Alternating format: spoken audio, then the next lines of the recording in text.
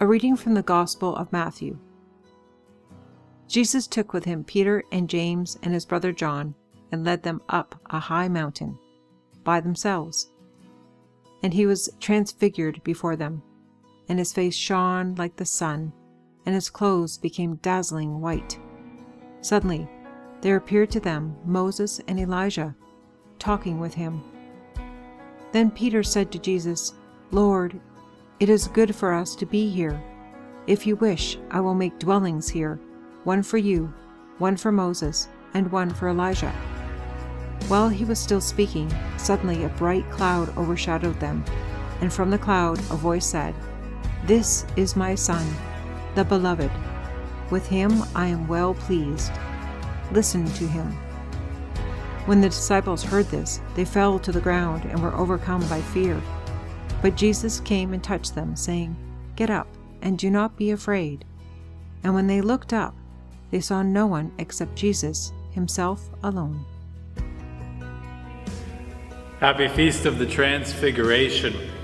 On the Feast of the Transfiguration on the mountain, Jesus is transfigured, and there is a glimpse into his glorification before his passion, death, and resurrection. With him are three, we could say, trepidatious, three fearful disciples. They want to cling to him. They want to celebrate. Oh my gosh, what is happening here? We have Jesus transfigured. Let's stay in this moment forever. Some of them bow down in fear. To which Jesus responds, "Be not afraid."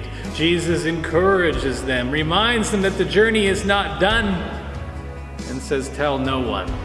That's the messianic secret of Matthew's Gospel. That he's actually the Son of God, that he's actually going to rise and ascend into heaven after he dies. The disciples, of course, can't possibly comprehend all of this. It's too much for them. Jesus gives them a picture of it, an image of what heaven is like. It's dazzling white, it's goodness. It's these bodies that are bruised and battered, transformed into glory.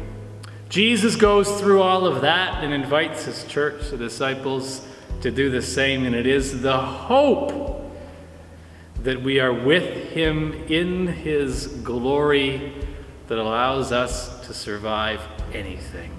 Jesus' disciples have what it takes to survive anything, and that they will, just as he does. On this Feast of the Transfiguration, we are given that strength to have courage and carry on. Carry on without fear, without hope, because one day we shall be with him in glory.